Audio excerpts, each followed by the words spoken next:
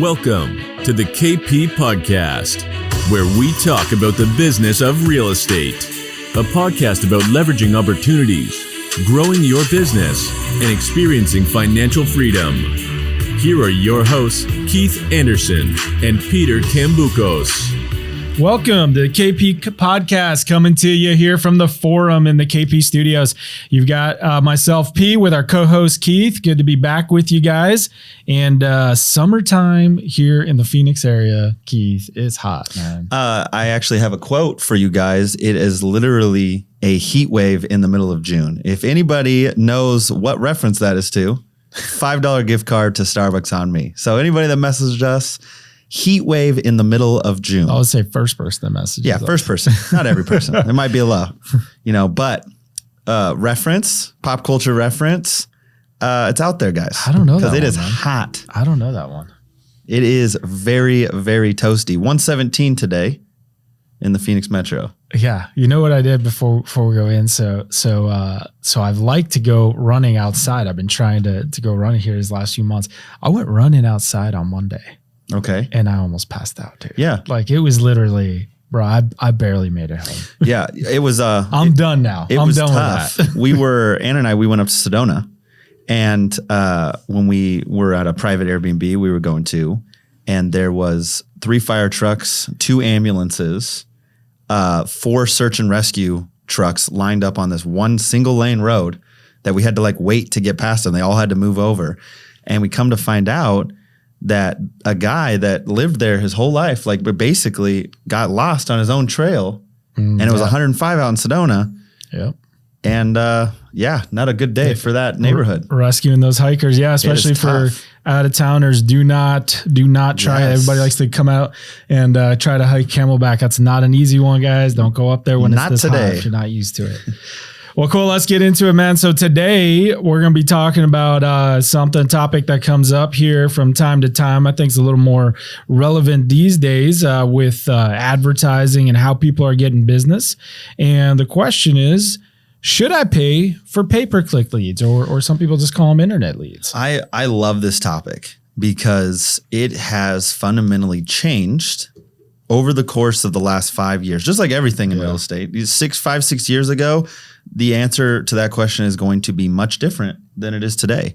When we first started the team, I would say that is the most relevant team growth source of business out there. Right. Wouldn't you probably agree to that? And now we got ourselves questioning, should we even pay for them to begin with? Yeah. Do they work? Is it worth it? All of that. I was going to say, so it is one of the most common lead sources out there. Yeah, absolutely. Okay. It is still involved in so many people's business. You still see advertisements for pay-per-clicks. People are wanting you to purchase pay-per-click. That market is out there. There's plenty of people that will pay for, or you can pay for a service to help them help you provide internet leads and what that looks like. But really, let's dig deep on, is it still worth it? What does that cost look like? Are we changing direction as a market? Yeah, and let's just spend a quick minute to make sure we're all on the same page so that I think everybody knows, but for anyone out there who's not exactly sure what we're talking about. So when we're talking about pay-per-click, some of the most common ones that you'll see out there are like Google pay-per-click ads, Facebook ads, banner ads, on websites, other social media sites. Basically, it's advertising that you are, as the title says, you're paying per times that people are clicking on it. So somebody sees something in a Google search or on a Facebook ad or what have you, it interests them. They're clicking on it. They're getting to your website, your landing page, whatever it is. So those are your Google pay-per-click your pay-per-click ads, and those are the most common. But they range. There's all kinds of versions of it, but that's what we're talking about here. So I think it's also important to point out that there are 2 primary types before we go, further into what we're seeing now with them and is it working. And those 2 common types that everybody should know about, it's called interruption versus shopping or searching leads. So what do we mean by that? Well, a key example of that is, let's say Pete is waking up from an early morning day and is jumping on Facebook on his phone, just sitting down, looking at some of his friends' posts, you know, whatever pizza, scanning for some cat videos, who knows, whatever it is. And all of a sudden, dogs, but an ad stops. It interrupts your scroll to show, hey, catches my eye. Yeah, it's trying to stop the scroll. That's an interruption. They're trying to interrupt the scroll or the movement or the clicks so that you click on an ad. So now that's usually a banner ad. On Facebook, we see them all the time. An Instagram scroll ad. Those are all ads trying to stop us. And they're usually always found on social media, because you're not going to social media to go look for houses. You're going to social media for a different purpose, and you need to be interrupted to take you there. So that's really what it is. And they're usually showing an ad such as, let's look for houses in the Gilbert area. Maybe they're monitoring some things you've looked at in the past, or they're doing, hey, how much is your house worth? You know, those are the two most common ads out there that you're going to see. Yeah. So they're picking up, as we all know, Google and Facebook are listening to us and seeing everything. I'm going to get an ad right now. You're going to get an ad. We're going to get ad. Both going to start getting ads right after this. So they see what you're doing, and then they're trying to tailor those, and you'll see it in your feeds, like you said. And then the second type is what are called the shopping or the searching.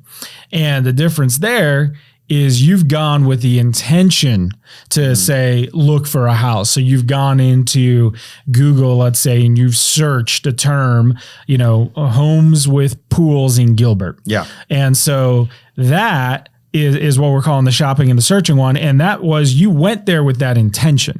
You weren't streaming through looking for your puppy videos and saw something cool and decided to click on it.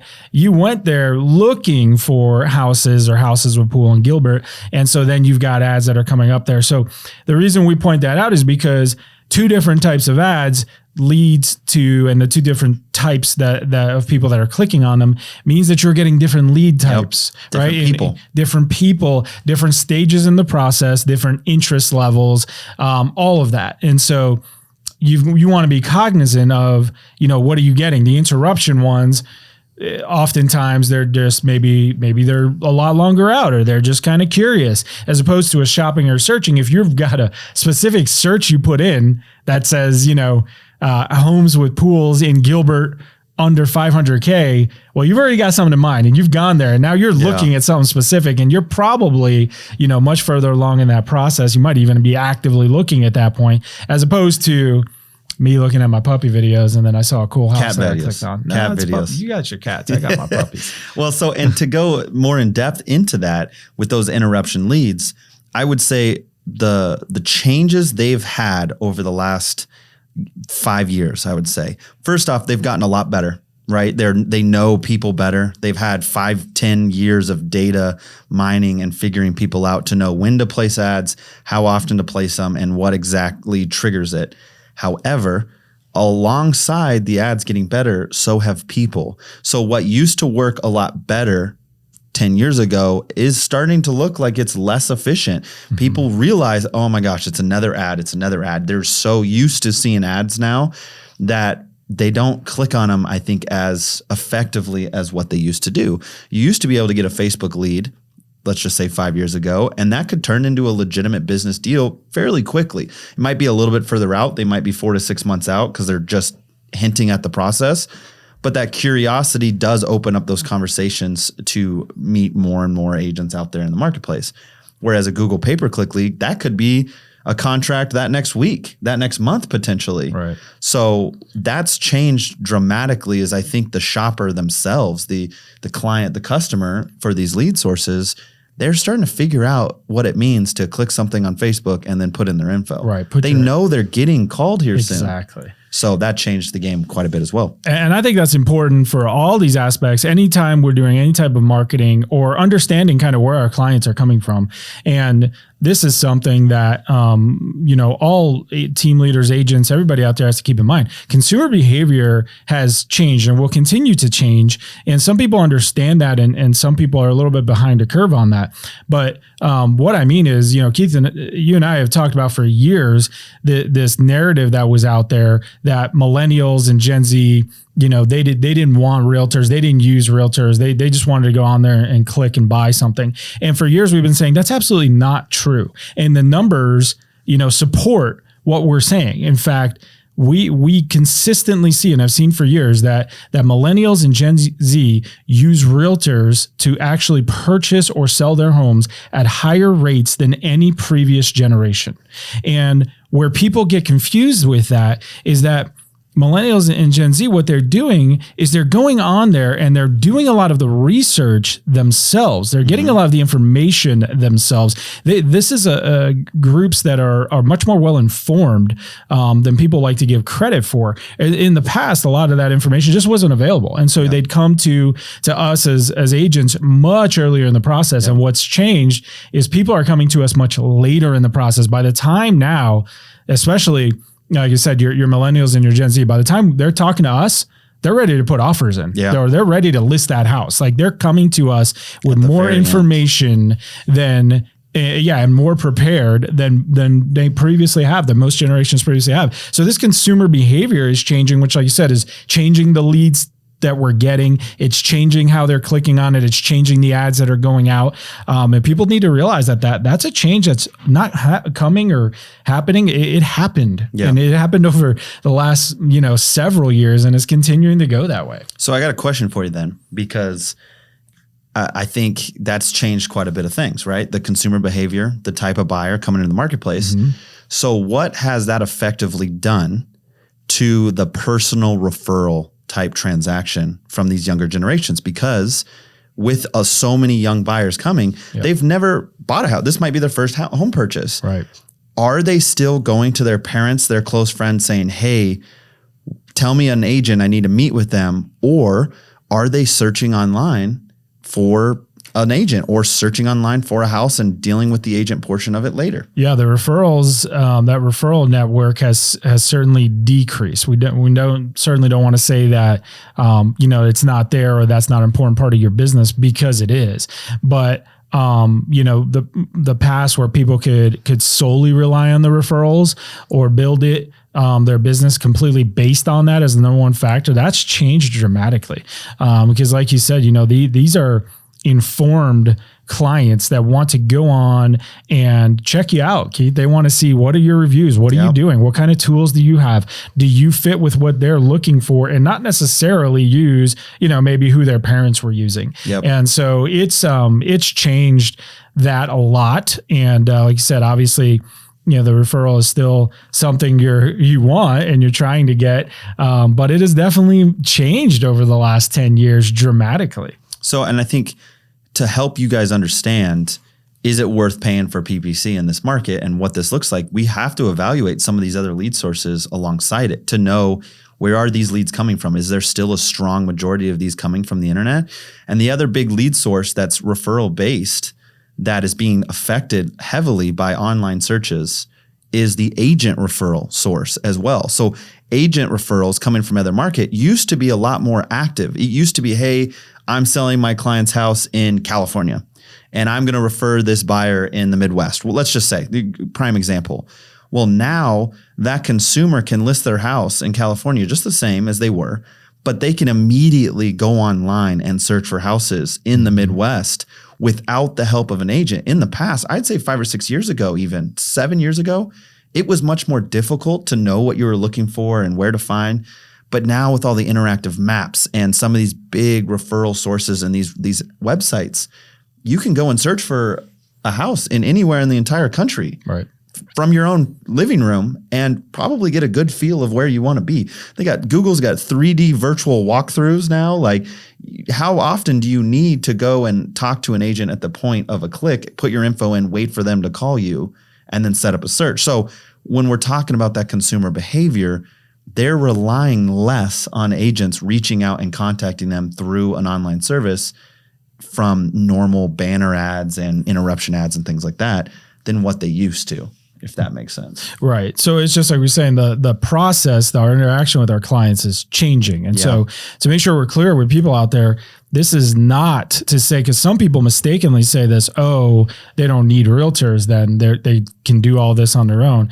That's not at all what we're No. saying. They're actually, like we said, using realtors more. Yep. It's just how realtors are interacting, where realtors come in, what the value of a realtor is changing. Before, it used to be much more involved at the very, very Early beginnings, stages. very early stages, and that has changed dramatically. And so, obviously, with this consumer behavior changing and the advertising changing, there's some pretty big players that have taken notice of this. We've got a lot of large companies, a lot of large players with a lot of money. They're not dumb. They see this. And this is why I'm going to tackle this question. Should I pay for PPC? And my argument would be maybe. And here's why. Because I know that's an easy question or an easy answer to what we're trying to do. Sound like a lawyer right? over there. But I'm going to say it's definitely, possibly, maybe, depending on what you're looking at, because of one of two things.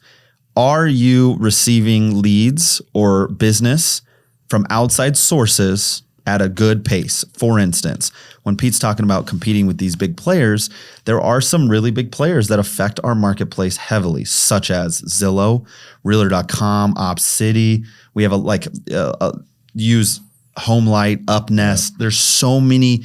There's 10s and 15s. I'm just naming a couple of the big ones, but there's a lot of online lead sources that are companies specifically going out to find that, charge a referral fee, and they're doing the ad spend for you. So now if you think about that, they're putting millions, and I would probably argue billions of dollars collectively into the marketplace through ad spend, through marketing to get your attention. Now, for me, like just say I was doing it as an individual and I want to go on and I want to go get Google pay-per-click leads, that's fine. I'll pay about $14 to $18 a lead, or maybe even more, depending on how big of an ad spend I'm doing or what that looks like, how good my keywords are, right? But I got to do all that work, which I obviously am not good or not as good as a Zillow or a Realtor.com, but I got to go do all that. And I got to do the research, or I got to hire someone that knows what they're doing.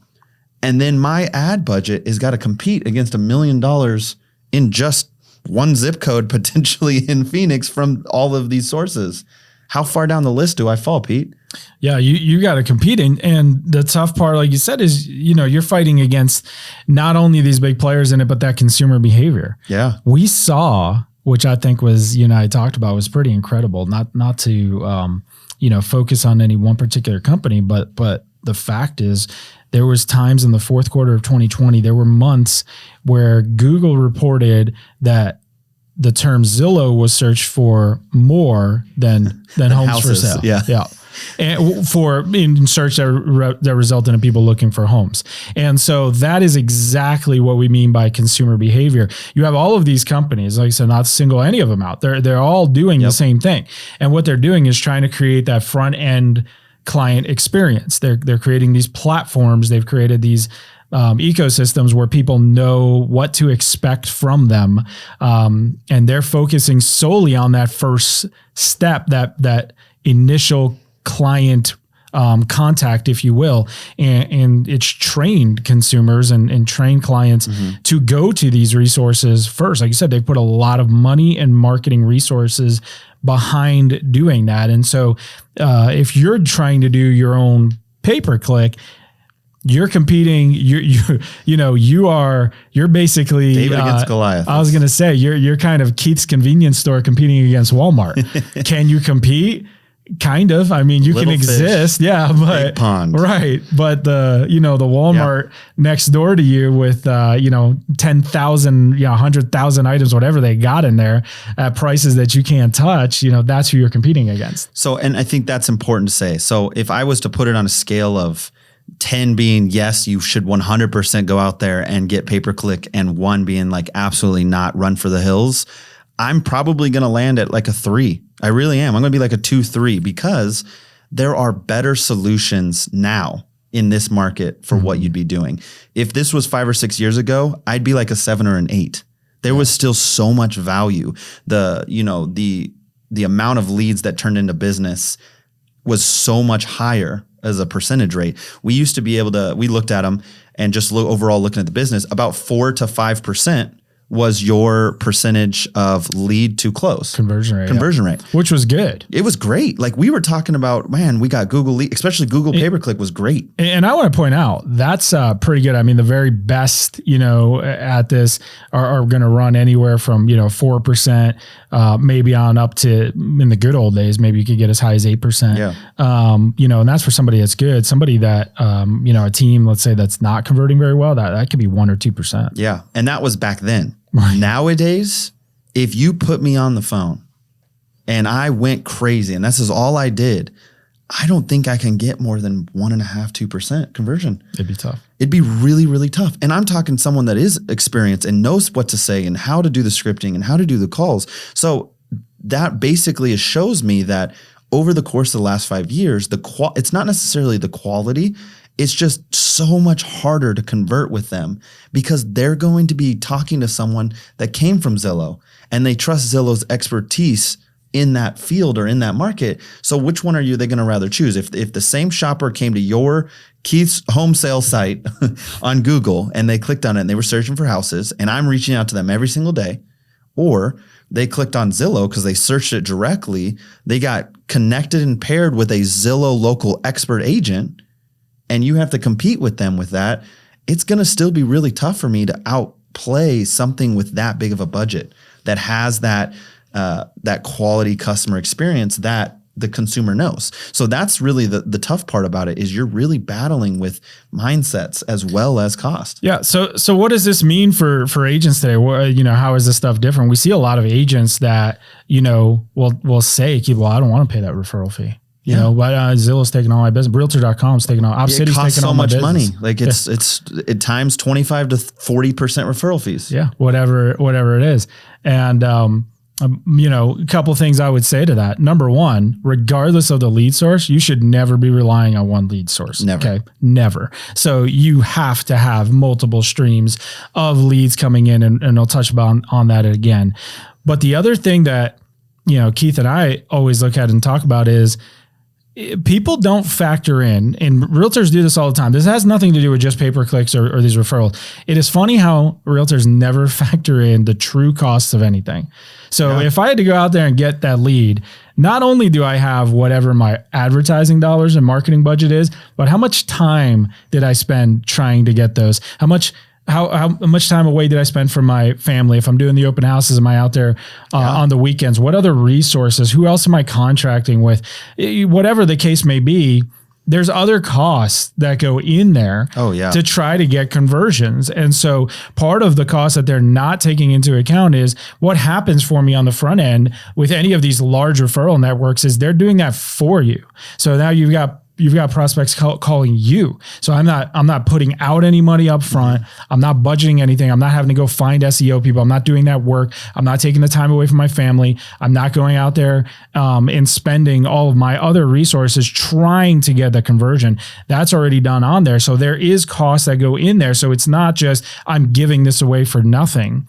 There are costs that you would have to do on the other end that people seem to somehow forget, like the leads would just magically show up if you weren't paying your referral. Yeah. Like I have to pay this. Otherwise I wouldn't have to pay this. Like, what do you mean you wouldn't have to pay it? Like you got to pay something. You've got all these other costs that you're not thinking about at all. First of all, the number one asset you have as a real estate agent is time. And I'm not even talking about time to spend with your family. That should be put into your calendar regardless, right? That should already come off the top.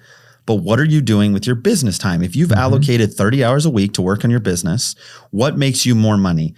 Consistently doing difficult lead generation, like an open house all day long? How much time did that take away if you could have just taken the leads already 3 stages ahead and just started showing them houses? How much further are you down that path? Yes, you might make more money in the scheme of what it looks like per lead. But how many leads were you able to actually close that way because you spent so much time finding them? And I think that's the difference. Finding them versus receiving them is a very, very interesting topic that people do not put any monetary value on that time. And I'll think the last point to this, and this is where I say you need a shift in your mindset as to you should be building a business and you should be building a system of how you're getting your business and where your lead sources are coming from. And so think about this. What we said before was you should never just have one. Okay. Now, So just like he said, you're going to be spending a portion of your time working on your open houses, working on your social media, working on your referral base, working, internet leads or referral leads from the internet. But think about this, and this always amazes me that people seem to forget this part. If I'm getting a lead from Realtor.com, OpCity, Zillow, whatever it is, and I'm paying out a referral, they did the work up front for me. Now I've got that. And yes, I may have made less on that because I've got to pay out the referral. But now, what did I do with that lead once it's closed, Keith? You just turned it into a past client, Pete. I turned it into a past client. So now I'm building my database. Which is not even, you can't even put a value on something like that. Correct. So I have someone else helping me build my past client list, my database, and my referral network, which we've already talked about, is tougher today than it was 10 years ago. But now I've got someone helping me. And am I paying referral fees on any of those other ones? Nope. Not paying referral fee on the, once they're in my past client database, that's my client. I'm not paying a referral fee the next go around. I'm not paying a referral fee when I sell their aunt's house or their sister's or their brother's house. And now I've got another person in my database and in my network because I am building a long-term business with systems and resources that are in place from many different lead sources, building a long-term database, and I'm using all the help that I can get. If I could throw a turbocharger on that and have these other big companies go spend their money and their time and their resources to help me build that. Oh yeah. I'm all for it. Oh yeah. So when it comes down to it, the question that we started asking this topic was, should I pay for PPC? And the answer is yes, but it's how you pay for it. And I think that's what's really important. Internet leads are a great resource. They are. Now, do you think you should start doing Google pay-per-click and Facebook after this? Probably not, especially if you've never done it before. This is not the market to start learning how to do it and prepare for a long-term plan. Right. And we've talked to other large team leaders that have cut it out completely. Yeah. And we're one of them. We cut out a lot of those lead sources, not all of them entirely, because we do believe in a big pool of leads. But I would say 75% of those lead sources that we were paying for, pay-per-clicks, cost per leads, internet leads, generic lead sources of all sorts, we got rid of because we saw values in so many other areas.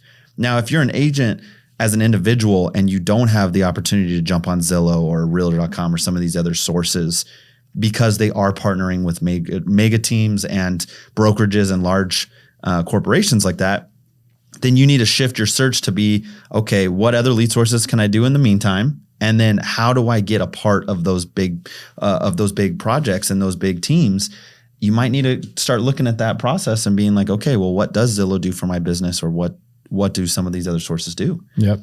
So guys, I think hopefully that gives everybody an overview there. And just remember, big picture here is build a whole business, build a whole a whole system with many different streams, many different lead sources, so that you're never stuck relying on something. If you need to go out and try to find a transaction next week, you can do that to make sure that your business is, staying consistent and constantly flowing. Yep. Cool, guys. So we appreciate everybody that listens to the podcast. Subscribe to us on kppodcast.com. Follow us on Instagram, YouTube, Facebook, all of the major sites. You can send your questions at kpeliteaz.com. And then if you guys would all be super kind and leave us a review, that really helps us get out there and be able to impact more people and impact more lives. Yep. So anywhere you're listening to that podcast, guys, whatever source that's coming from, if you can give us a 5-star review on there, it'd be awesome. And we will see you guys next time. Thanks, guys.